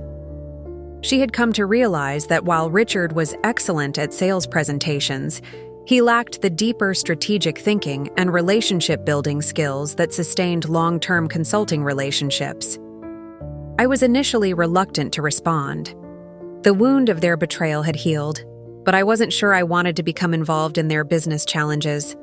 However, after discussing it with Dr. Rivera, I decided that mentoring Jessica might be an opportunity to practice the leadership style I was developing, one based on developing others' capabilities rather than diminishing them. I agreed to a single consultation meeting, which took place at my office in Seattle. Jessica arrived nervous and clearly intimidated by the transformation in my professional status. The woman who had once dismissed me as intellectually limited was now seeking advice from the CEO of a company that was significantly more successful than the practice she and Richard had established. During our 2-hour meeting, I provided specific recommendations for their business development strategy, introduced them to potential clients in the Portland market, and offered to serve as a reference for their work with smaller companies. But more importantly, I used the meeting to model a different kind of leadership interaction. Instead of making Jessica feel small for her previous judgments, I focused on her genuine strengths and helped her identify ways to contribute more strategically to their business. Instead of taking satisfaction in her obvious discomfort, I worked to put her at ease and encourage her professional development. "Jessica," I said as our meeting concluded, "you're a capable professional who made some poor personal choices, but your career doesn't have to be defined by those mistakes. Richard is lucky to have your operational skills and your analytical capabilities.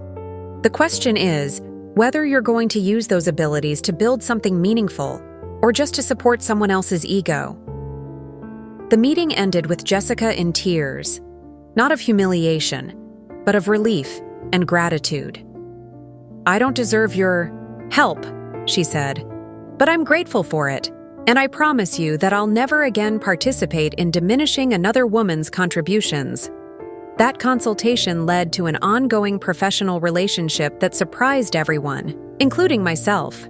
Jessica became one of the most effective advocates for the leadership development work we were doing at Thomson Martinez, referring clients and speaking at conferences about her experience of both participating in and receiving mentorship from women leaders. More importantly, her transformation from someone who had accepted Richard's dismissive narrative about women's capabilities to someone who actively worked to develop and recognize other women's talents became a powerful example of how changing one person's perspective can create ripple effects throughout an organization and community. The relationship with Jessica taught me something crucial about leadership. The most powerful way to change a system that undervalues certain people is not to exclude those who have benefited from that system, but to help them understand how they can be part of creating something better. Richard, interestingly, never reached out for guidance or consultation. According to Diana, who maintained contact with him, he remained convinced that my success was primarily due to the business foundation he had built, rather than my own capabilities. Some people, it seemed, were more invested in their narrative of superiority than in learning from new information. But his inability to adapt to the changing business landscape was becoming increasingly apparent. Their Portland practice remained small and struggled to compete with larger firms that were adopting more collaborative, strategic approaches to consulting. Meanwhile, Thomson Martinez was being recognized as an industry leader in innovative business solutions and client relationship management. The contrast was instructive. Success in the new business environment required exactly the skills that Richard had always dismissed as soft: emotional intelligence, collaborative problem-solving, long-term relationship building, and the ability to recognize and develop talent in others. The autocratic, ego-driven leadership style that had worked in previous decades was becoming obsolete, while the collaborative, inclusive approach I had always preferred was becoming the new standard for excellence. 2 years after the anniversary, party that changed everything, I found myself standing on a stage at the Harvard Business School, delivering a keynote address to a packed auditorium of MBA students, executives, and business leaders. The topic was hidden talent, recognizing and developing underutilized capabilities in modern organizations.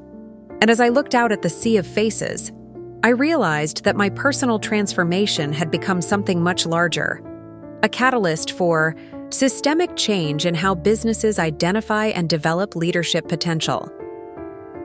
The Harvard invitation had come through Dr. Elizabeth Chen, the dean of the business school, and no relation to Jessica, who had been following the dramatic turnaround of Thomson Martinez Consulting with academic interest.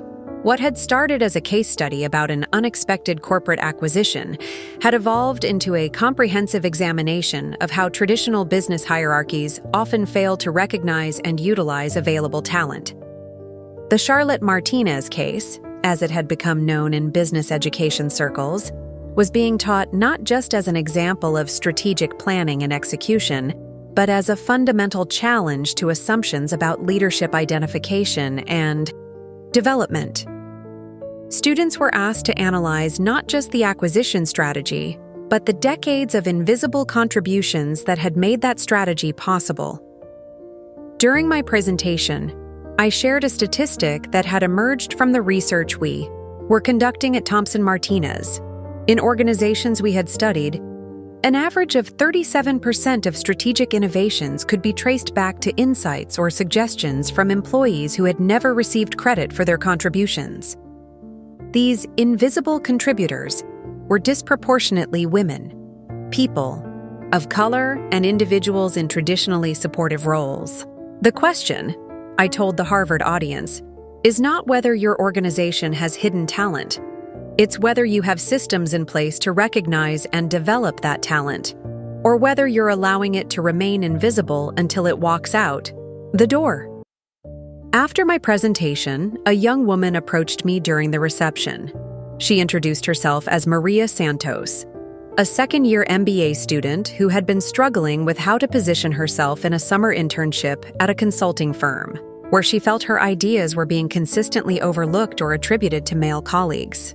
"Mrs. Martinez," she said, "your story gives me hope, but I'm not sure I can wait 40 years to be recognized for my contributions. How do you recommend handling situations where your capabilities are being dismissed right now?" Her question crystallized something I had been thinking about since beginning this speaking circuit. My story was inspiring to many people, but it was also, in some ways, a cautionary tale about the cost of waiting for external recognition rather than demanding it immediately. The 40 years I had spent building capabilities in secret had been valuable, but they had also represented 4 decades of unrealized potential and unclaimed achievements. "Maria," I replied, "the most important lesson from my experience isn't that patience eventually pays off. It's that you have more power to change your situation than you might realize. Document your contributions, build your own networks, and don't wait for permission to demonstrate your capabilities." This conversation led to one of the most significant expansions of our work at Thomson Martinez. We developed what we called the Early Recognition Program, a consulting service that helped organizations identify and develop high-potential employees who might not fit traditional leadership profiles but demonstrated strategic thinking and innovative problem-solving abilities. The program was designed around principles I had learned through my own experience, that strategic thinking often emerges in collaborative rather than competitive environments, that the best ideas frequently come from people who understand operations as well as theory, and that leadership potential is often masked by cultural expectations about who should speak up and who should remain supportive. Within 6 months, we had contracts with 15 major corporations to implement early recognition programs. The results were remarkable. Participating organizations reported 23% increases in employee engagement, 17% improvements in innovation metrics, and 31% better retention rates among high-potential employees. But the program's success created an unexpected challenge. As Thomson Martinez became known for identifying and developing underutilized talent, we began receiving calls from organizations asking us to help them address what they delicately termed leadership transition issues, situations where long-standing executives were struggling to adapt to more collaborative management styles. These were often cases remarkably similar to my situation with Richard, established leaders whose success had been built on taking credit for collaborative work, who were now finding that their traditional approaches were becoming ineffective in a business environment that valued transparency, inclusion, and shared leadership. One of the most challenging of these engagements came from a family-owned manufacturing company in Portland, the same city where Richard and Jessica had established their consulting practice. The company's founder, David Morrison, was 72 years old and struggling to transition leadership to his daughter, Sarah, who had been effectively running operations for years while he maintained the public role of CEO. The situation was complicated by the fact that David, like Richard, genuinely believed he was the sole architect of the company's success. He had no awareness that Sarah's behind-the-scenes contributions were essential to their continued profitability, and he was resisting her efforts to implement more strategic approaches to business development and employee retention. Sarah had reached out to us after hearing about our work with leadership recognition and development. During our initial consultation, the parallels to my own experience were striking. She had been managing complex operational challenges while her father focused on public relations and client entertainment, but the business community saw him as the strategic visionary and her as the dutiful daughter helping with family business details. "Mrs. Martinez," Sarah said during our private conversation, "I love my father, and I respect what he's built. But I also know that if I don't start getting recognition for my contributions, I'm going to have to leave and start my own company. I can't spend the next 20 years being invisible." Working with the Morrison family required a different approach than the corporate consulting we typically provided. This wasn't about organizational systems. It was about family dynamics, generational differences, and deeply ingrained assumptions about gender roles and leadership capabilities.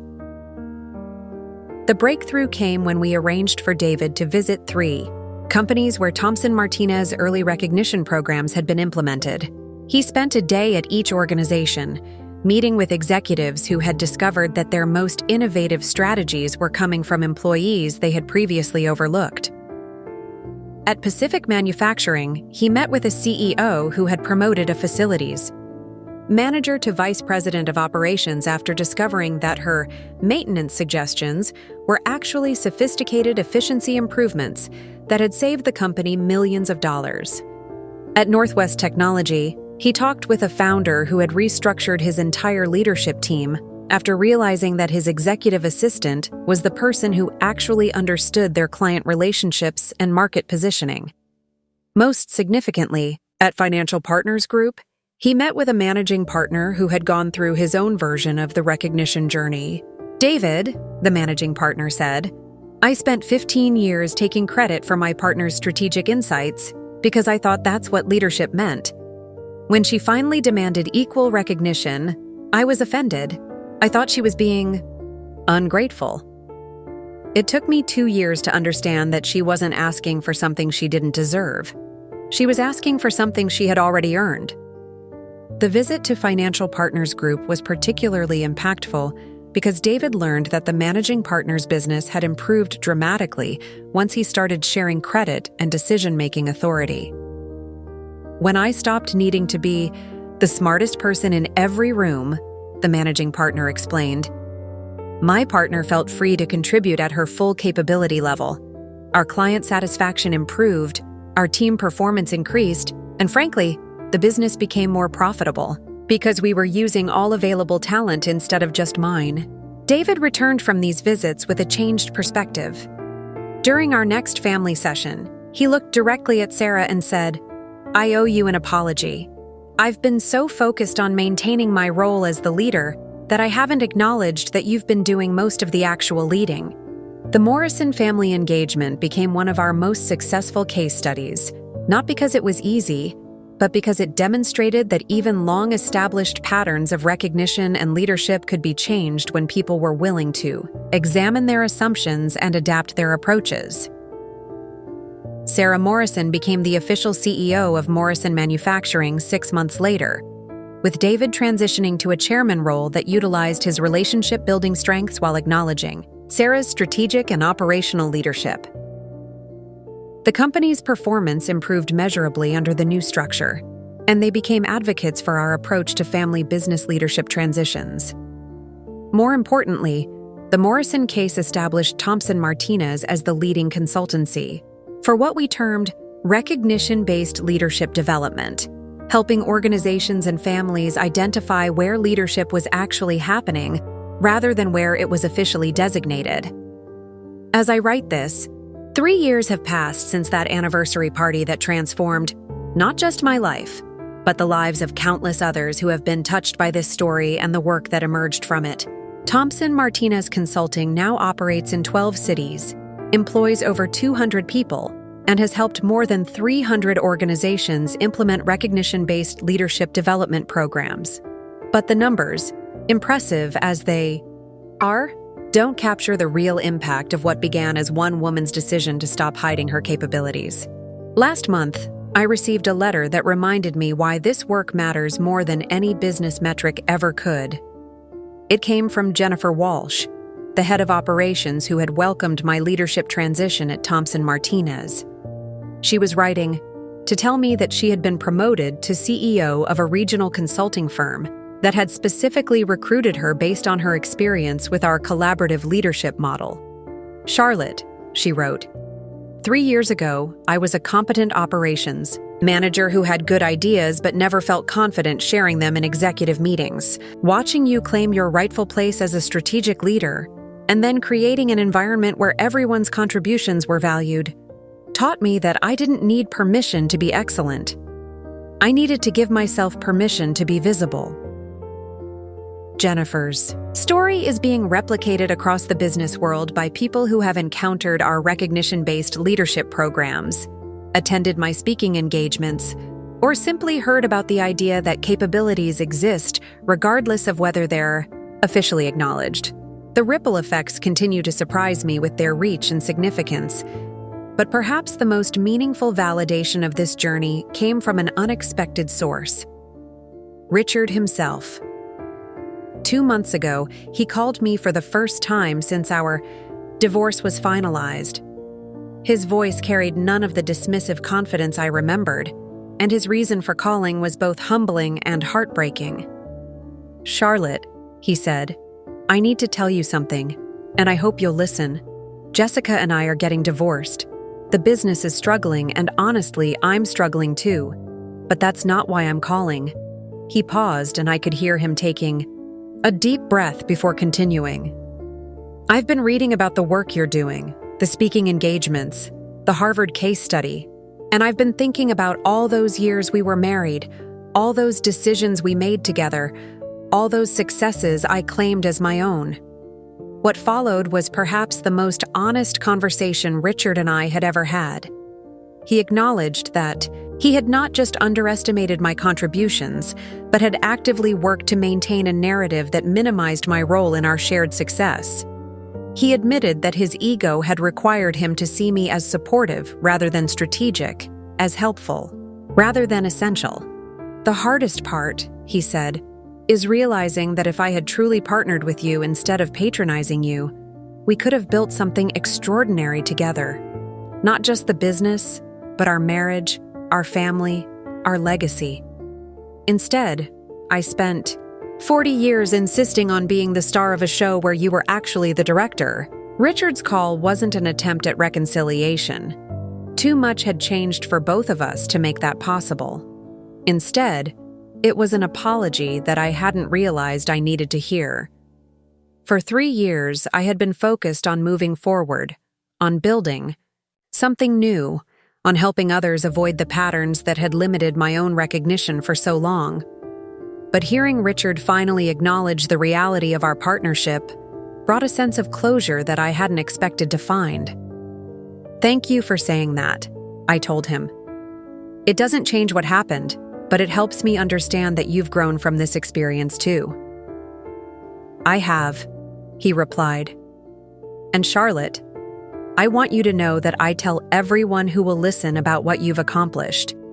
I may have been too stubborn and self-absorbed to see your capabilities when we were married, but I see them now, and I'm proud to have been associated with someone as remarkable as you, even if I didn't deserve that association." That conversation crystallized something I had been thinking about as this story gained national attention and became part of business school curricula across the country. This isn't really a story about a marriage gone wrong or a dramatic corporate acquisition. It's a story about the cost of invisible contributions and the transformative power of claiming your rightful place in the world. Every person watching this video right now has capabilities that aren't being fully recognized or utilized. Every person has insights that could benefit their organization, their family, their community, if only they felt empowered to share them openly.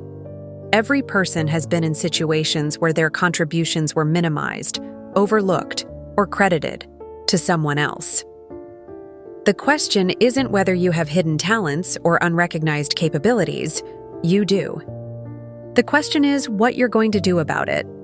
I want you to understand that you don't need to wait for permission to be excellent. You don't need someone else's validation to know your own worth. You don't need to spend decades building invisible empires before claiming credit for your achievements. You can start today, right now, by documenting your contributions, advocating for your ideas, and refusing to accept roles that require you to make yourself smaller so others can appear larger. But I also want you to understand the responsibility that comes with claiming your power. Once you stop accepting invisibility for yourself, you become obligated to help others escape the same trap. Once you understand how recognition systems work and how capable people can be systematically overlooked, you have a duty to use that knowledge to create more inclusive environments for everyone.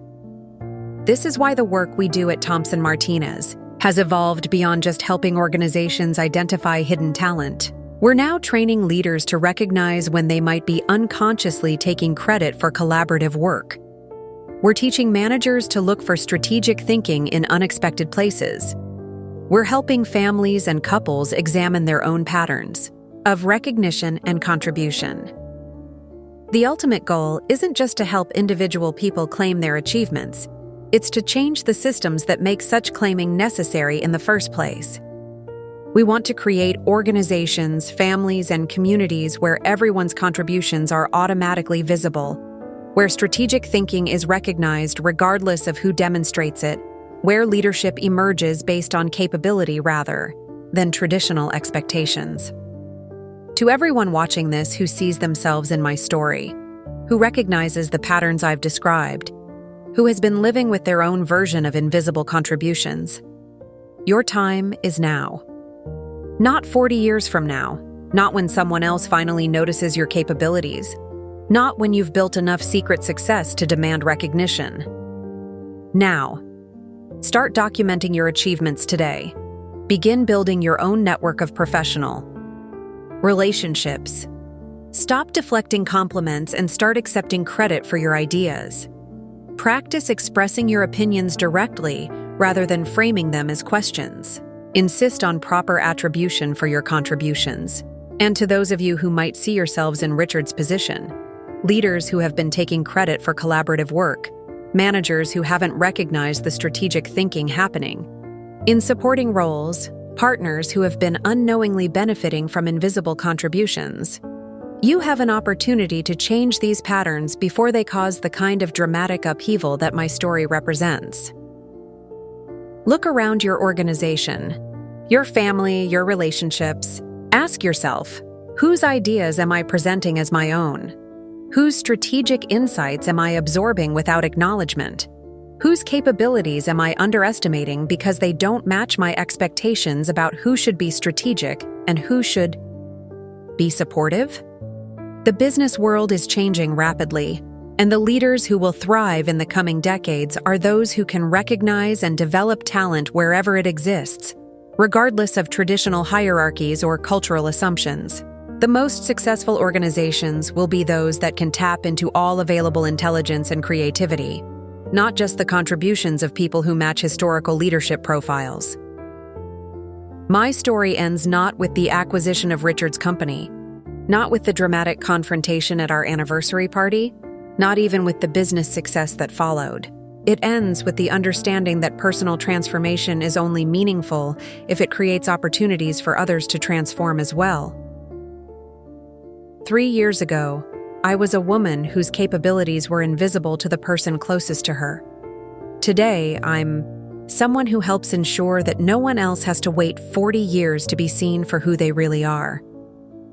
The question I leave you with is this: what will you do with your own hidden capabilities? How will you ensure that your contributions are recognized and valued? And once you claim your rightful place in the world, how will you help others do the same? Your story doesn't have to wait for someone else's betrayal to begin. It can start right now, with the simple decision to stop hiding and start shining. Thank you for joining me on this journey. Now go write your own story of transformation, recognition, and success. The world is waiting to see what you're truly capable of achieving. If this story has inspired you to think differently about your own potential and the recognition you deserve, please share it with someone who needs to hear this message. Subscribe to this channel for more stories about people who transformed their lives by claiming their power. And remember, you don't need anyone's permission to be extraordinary. You just need the courage to let your capabilities be seen. Your time is now. Make it count. And before you go, I want to share one final update that shows just how far this transformation has reached. Last week, I received an invitation that brought everything full circle in the most beautiful way possible. Harvard Business School has asked me to establish the Charlotte Martinez Institute for Recognition-Based Leadership, a permanent research center dedicated to studying and developing systems that identify and nurture hidden talent in organizations. Worldwide, the Institute will offer executive education programs, conduct research on invisible contribution patterns, and provide resources for companies and families working to create more inclusive recognition systems. But here's the part that took my breath away. The lead donor for the Institute isn't a major corporation or wealthy foundation. It's a collective of over 2,000 women and men who have implemented recognition-based leadership principles in their own lives and organizations. Teachers, managers, executives, entrepreneurs, students, people from every industry and background, who decided that this work was important enough to fund personally. Among the donors is Maria Santos, the MBA student I met at Harvard, who was struggling to get recognition for her ideas. She's now a partner at a major consulting firm and has implemented early recognition programs at over 50 client companies.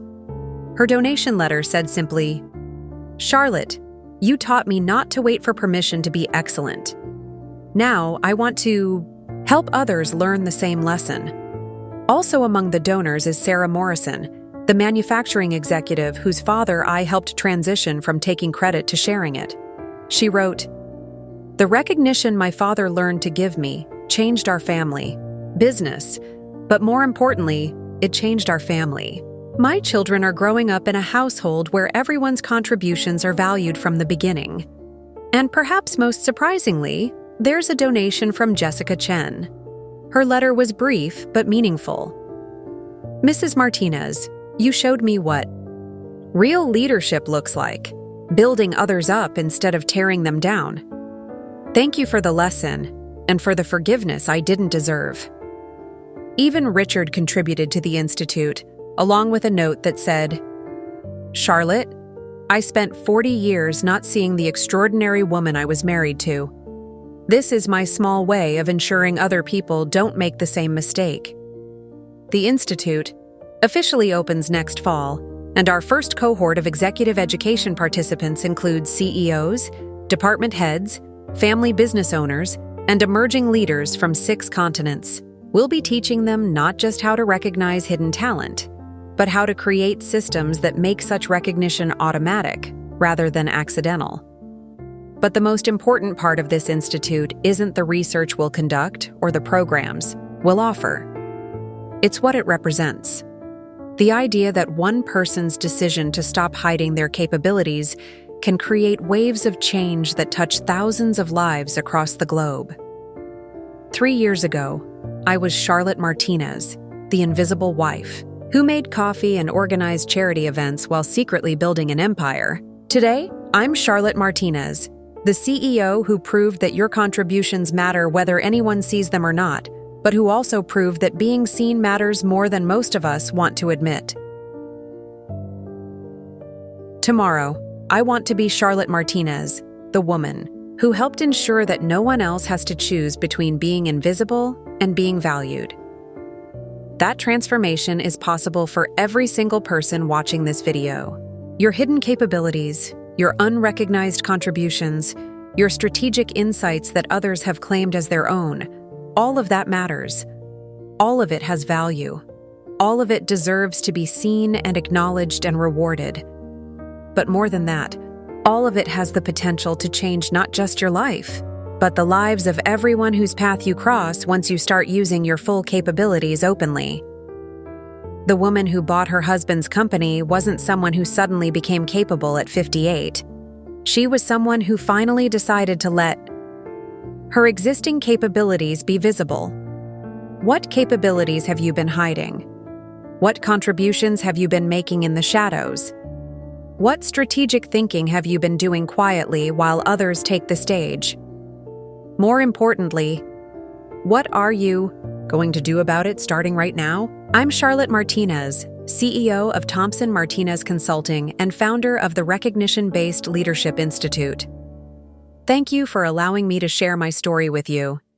Now go create your own story of transformation, recognition, and authentic success.